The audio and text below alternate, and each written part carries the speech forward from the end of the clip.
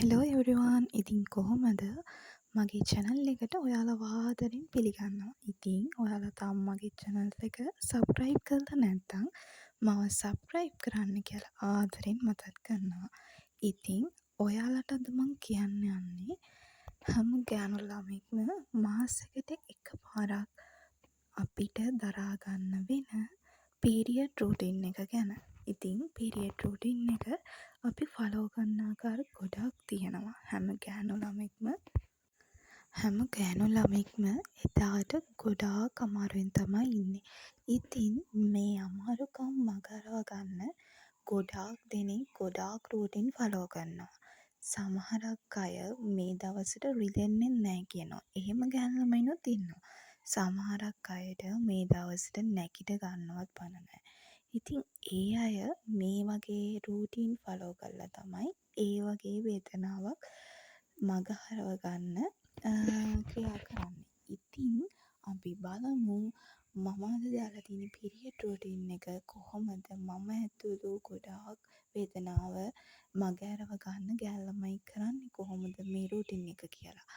ඉතින් ටීනේජර්ස්ලා ගොඩාක් දුරට යූස් කරන්න වෙන්නේ ඒගොල්ලන්ට පෑඩ්ස්. ඉතින් පෑඩ්ස් වර්ග ලංකාවේ නම් ගොඩාක් එක වර්ග තියෙනවා. විස්පර් සහ ඊවා. එතකොට ඇය ගොඩාක් දේවල් තියෙනවා. ඉතින් ඒ දේවල් සහ පෑඩ්ස් යූස් කරනකොට ඊළඟ දේ තමයි අපි ගොඩාක් සෞඛ්‍ය ආරක්ෂිත ලෙස තමයි මේ දේ යූස් කරන්න ඕනේ.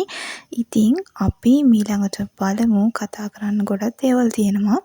ඉතින් වැඩිහිටි අපිට කොහොමද මේක ප්‍රයෝජනවත් වෙන්නේ? මේකට අපි ගන්නවා මෙන්ස්ට්‍රල් කප් එකක්. නැත්නම් ඒකට පෑඩ් උනත් යූස් කරන්න පුළුවන්. මුල්ම දේ තමයි පිරිසිදුකම.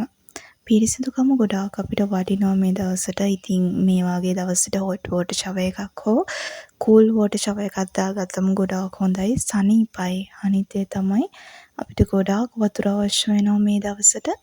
වතුර බොන එක තමයි මේ දවසට කරන්න ඕන ප්‍රධානම දේ. ඉතින් මේ දවසට ෆෘට්ස් වගේ ආහාර වර්ග ගන්න එක ගොඩාක් හොඳයි. විටමින් C වගේ ආහාර ගොඩාක් ගන්න.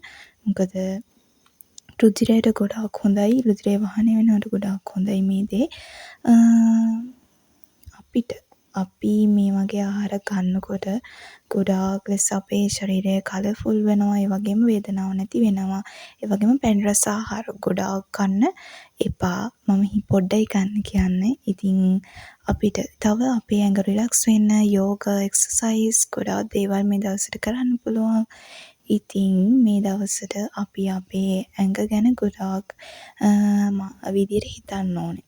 ඉතින් අපි සමබල ආහාර වේලක් ගන්න එක මේ දවසට ගොඩාක් වැදගත්. ඉතින් ඔය වගේ ෆෘට්ස් ඒ වගේම පිටි සහිත ආහාර නැතුව ගොඩාක් රිලැක්ස් වෙන්න. ඉතින් අපි අදහන ආගම අනුව අපි කරන වර්ෂිප් එකත් එදාට අනිවාර්යෙන් කරන්න. මොකද ඇඟට අමාරුයි කියලා ඉන්න එපා. අපි ගර්ල්ස්ලා එතකොට අපි කවදාරි අම්ම කෙනෙක් වෙනවා. එදාට අපි ගොඩාක් දරා ගන්න ඕනේ. ඉතින් පීරියඩ් රූටින් එක අවසානයේ හොඳ සුව නිින්දක් ලගන්න. ඒක තමයි ගොඩාක් වැදගත් වෙන්නේ. ඉතින් මං කියන විදිහට මේ පීරියඩ් රූටින් එක කරොත් ඔයාලට ගොඩාක් බෙනිෆිට්ස් ගන්න පුළුවන්. ඉතින් මගේ වීඩියෝ එක බැලුවට ගොඩාක් තෑන්ක්ස්. බයි.